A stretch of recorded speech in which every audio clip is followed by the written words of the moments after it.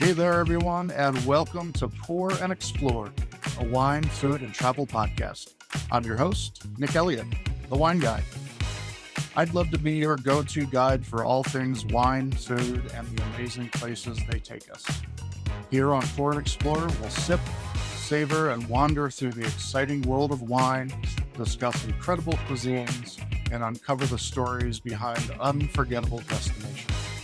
Each week, I'll bring you lively conversations with wine experts, chefs, travel pros, and fellow enthusiasts.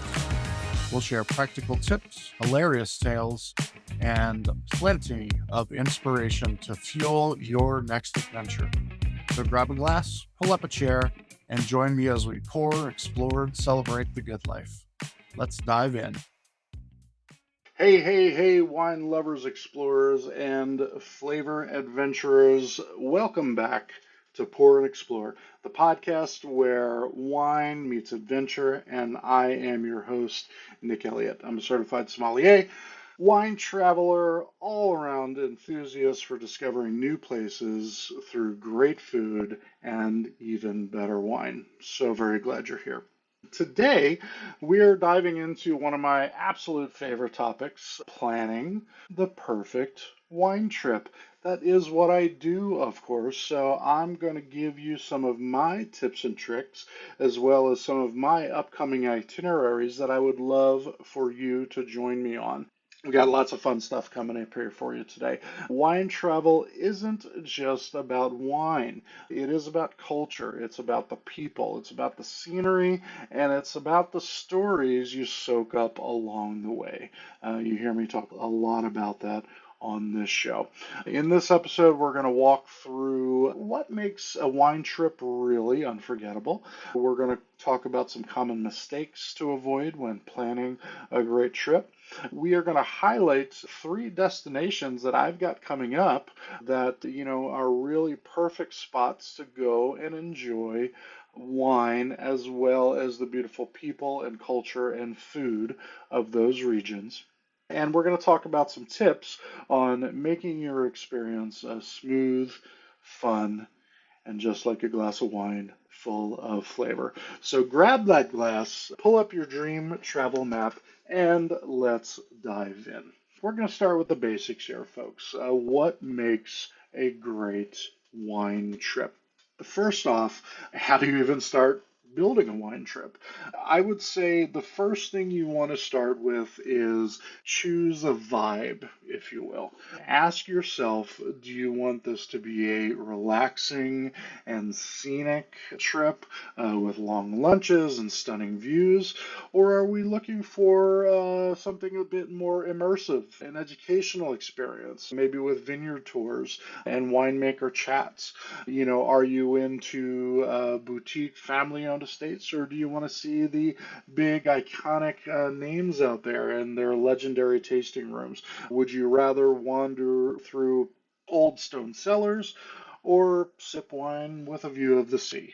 These are all some things that you want to ask yourself when you're thinking about what is the best experience for you and your group. Balance, in my opinion, is always going to be key. I always recommend keeping it to 2 or 3 winery visits per day. We've talked about wine tasting on the show before. I mean, unless you've got a designated driver, we want to keep it low. We want to keep it to 2 or 3 wineries per day, not only so you can really experience those wineries, those things, and take it all in. You don't want to be rushing around. You want to really take it all in and enjoy yourself. So 2 or 3 per day, and at each winery you're going to get 4, maybe 5, maybe even more tastings. So you're going to sample a lot of wine throughout the day. And what it does do as well, it's keeping the amount of wine that you're bringing in to your body limited, is your palate is going to get overwhelmed otherwise. Just think about, other than being stuffed, thinking about eating 5 cheeseburgers in a row. That's going to get overwhelming. And by the end of it, you're just going to be like, nah. So what I recommend is 2 to 3 per day. You're going to leave some time in there. Most wine regions are very scenic. You're going to leave time for the scenic drives, amazing lunches or dinners. There might even be some unexpected moments in there, along the trip.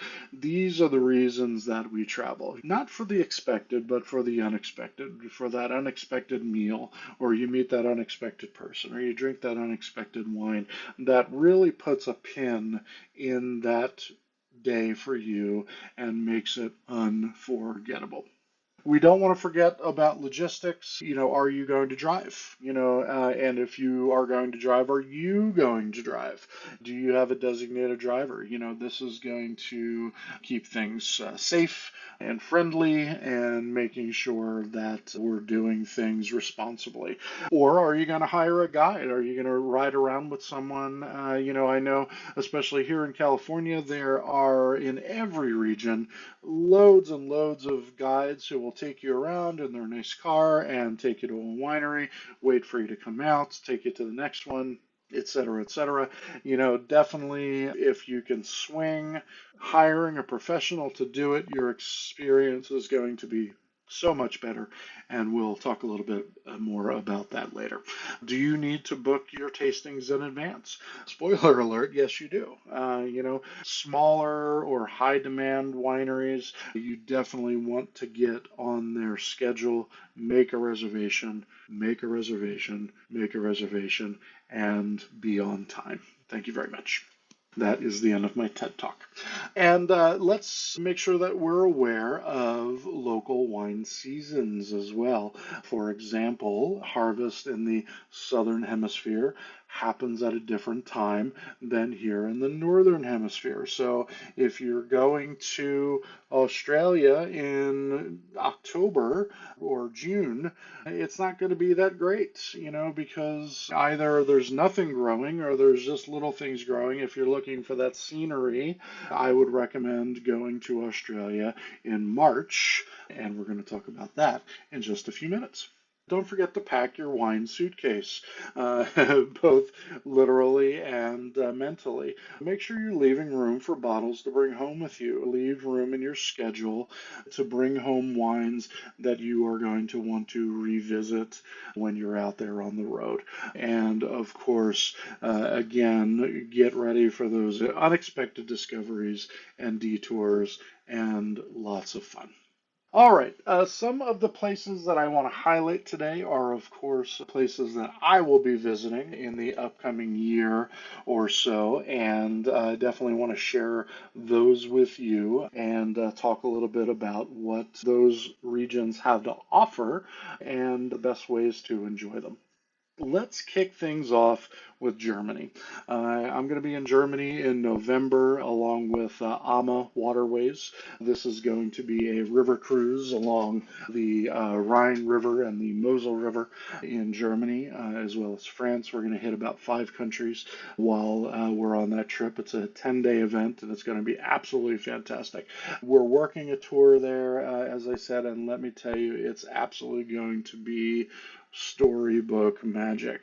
It's going to be at the end of the season, so we're coming out, but as we talked about a couple episodes ago, Germany is famous for their ice wine. So I think on that one, we're going to maybe get a little ice wine experience going on in Germany, and that is going to be lots of fun.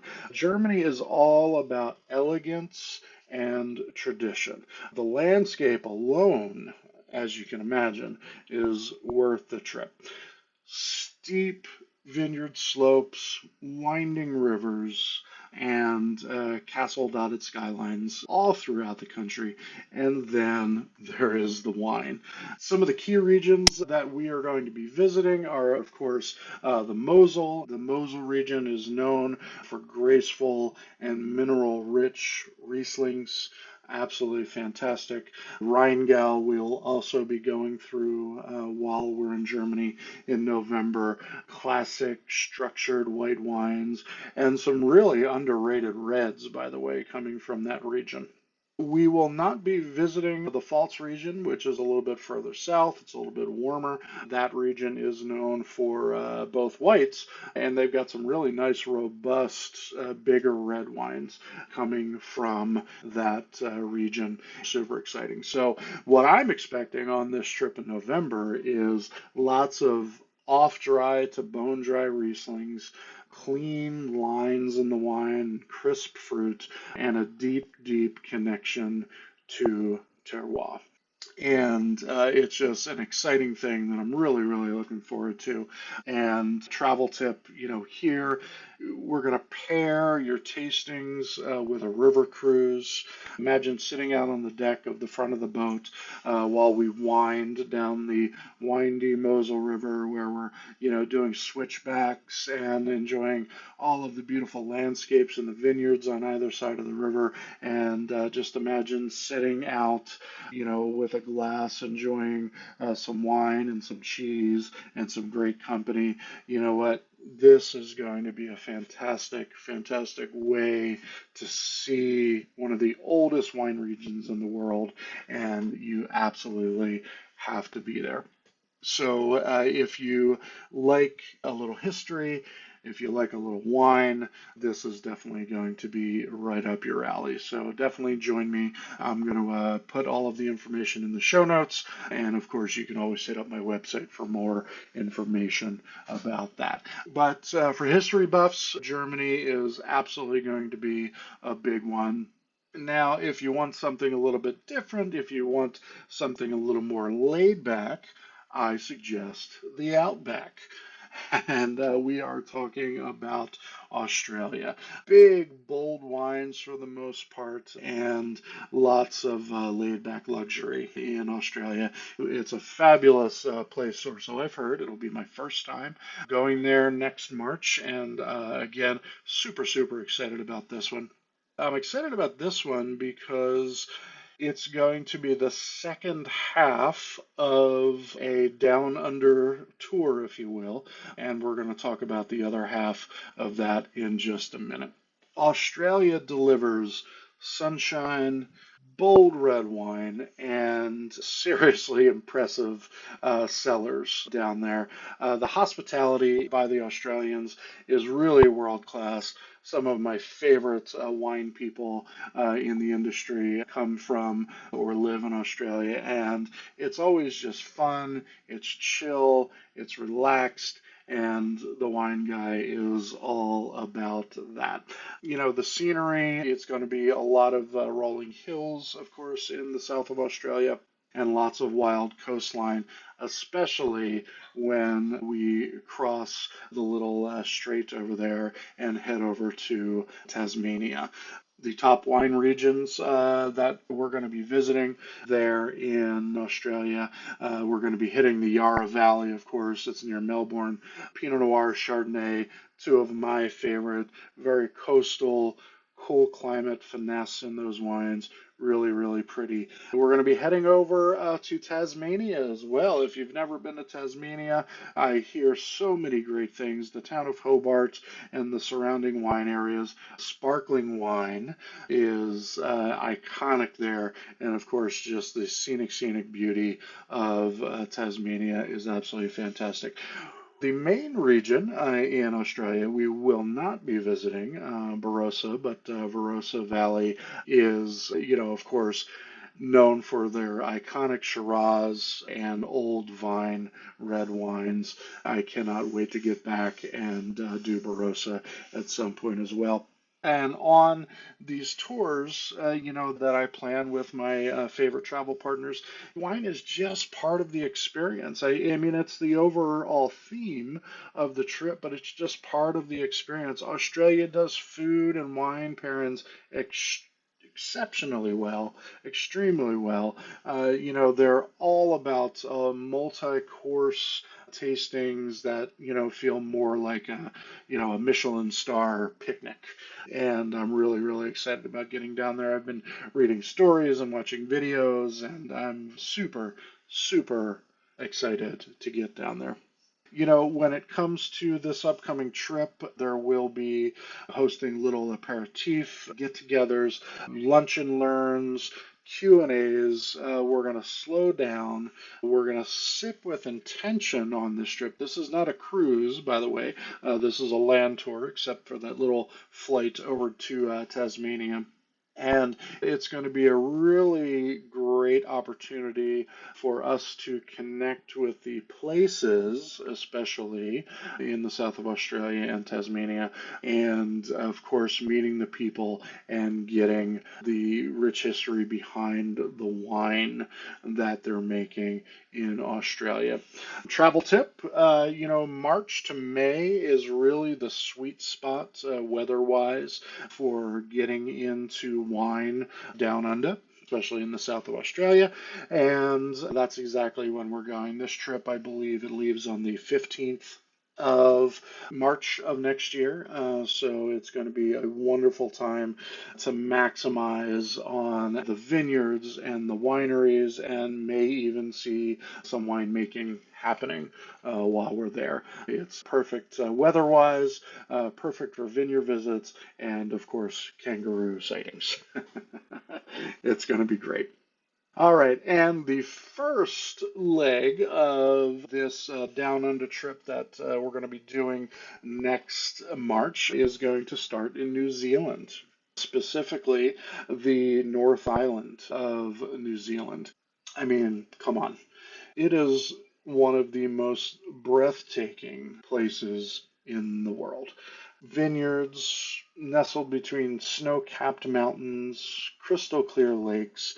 It's absolutely cinematic, which is why a lot of people film their movies in New Zealand. It's really, really an amazing spot. Some key wine regions to visit while you're in New Zealand. Of course, Marlborough, birthplace of that world famous Sauvignon Blanc, that grassy, that tropical Sauvignon Blanc, really, really pretty wines, great summer wines, absolutely amazing. Central Otago, Pinot Noir is king in Central Otago, and beautiful alpine trees, landscapes, and Pinot Noir is definitely going to be the big guy in this region. Hawke's Bay is New Zealand's oldest region, and Hawke's Bay is great for Syrah and Bordeaux blends. Really, changing things up a little bit there in Hawke's Bay, producing some really, really world-class wines. And by the way, we will be concentrating on the North Island of New Zealand while we're there in early March of 2026. And again, if this is something that you would love to learn more about, please hit me up, and I'd be happy to answer your questions about this or turn you on to someone who can. The wines here are bright, they're expressive, and they are absolutely full of energy. And of course, I would be remiss without talking about the seafood. The seafood pairings in New Zealand, they are the bomb. Just the beautiful thing, New Zealand lamb, with those beautiful Bordeaux blends, absolutely fantastic. Sauvignon Blanc has never met a better partner than, cold water halibut coming from New Zealand. Really, really, really good stuff. We're going to be doing all types of things while we're there on the North Island of New Zealand, traversing things by car and by bus. We'll be doing tastings, of course, food pairings. We're even going to be diving into some olive oil production and education while we're there. As a former olive oil producer, I am really, really looking forward to nerding out a little bit about olive oil production while we're there. So that's going to be a fun little bonus in addition to the wine, food, and amazing places that we're going to see. Travel tip to New Zealand.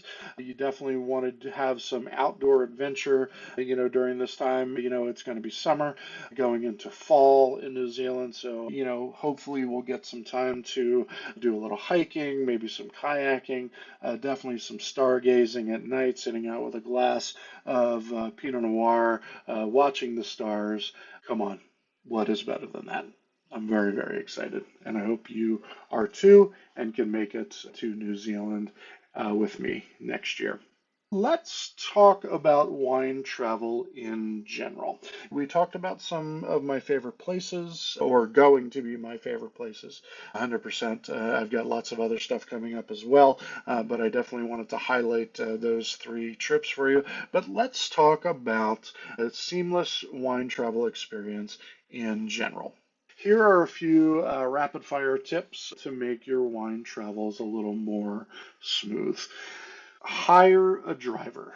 A lot of us, me included, have not been to places before, and we don't necessarily know our way around.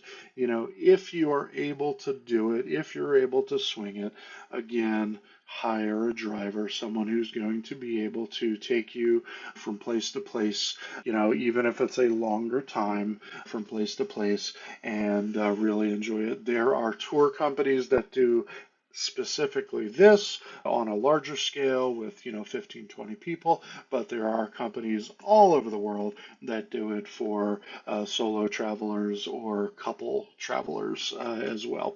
So something to think about. As most adventure travel goes, you definitely want to schedule yourself some downtime. Not only downtime for your body and your mind, but downtime for your palate. You want to give your tongue a rest while you're out there doing wine travel. It's important to make sure that we're not overwhelming ourselves. And, even a day or a half day in between tasting is going to be something that is going to be very helpful and make your trip more enjoyable. While you're in your destination, ask about shipping. I mentioned earlier, to bring your wine suitcase along, and I definitely recommend that. But while you're there, ask, can you ship this back to the States or back to Europe or wherever you're coming from to enjoy this trip? Ask about shipping. It can't hurt to ask, and the worst thing they can tell you is no.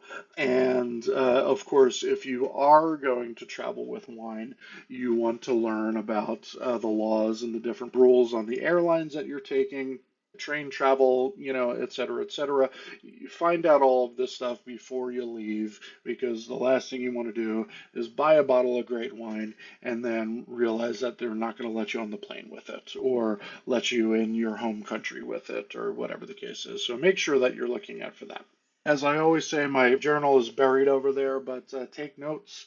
Bring your journal, whether that is on your phone or you have an actual written journal like I do. Take notes, and not just on the wines. Remember how the place made you feel, how the people made you feel, how the food made you feel when you were enjoying it along with the wine. I can't put a pin in that enough. Make sure that you are taking notes along your travel, because 10 years from now, you're not going to remember every small little nuance about your trip. I'm guilty of that myself, and I definitely want you to get out there and take notes while you're doing it. The last thing I'll say is say yes. Say yes to these trips. Pull the trigger, go out and do it. And while you're there, say yes to spontaneity, spontaneous detours, different things. There are always going to be afternoons on these trips to go out and explore on your own.